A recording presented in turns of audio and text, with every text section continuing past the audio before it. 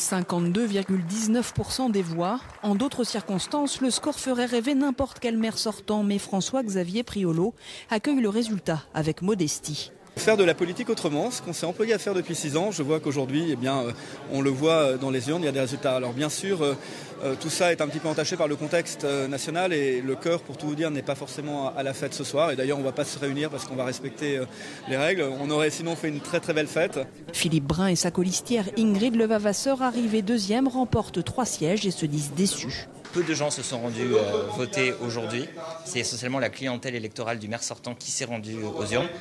Voilà, donc le maire sortant devra tirer toutes les leçons de cette faible participation et associer, je crois, l'opposition à la prise des décisions. Diego Ortega remporte, lui, 2 sièges.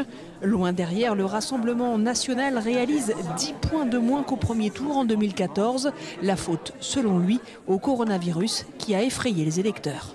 Ils ont préféré rester chez eux dans un contexte de coronavirus qui, je pense, va interroger dans les heures à venir. Est-ce qu'il faut maintenir les résultats de ces élections au niveau national? Je pense que la question va peut-être se poser. Louviers, un maire sortant réélu dès le premier tour, mais avec une participation de 15 points inférieure à 2014.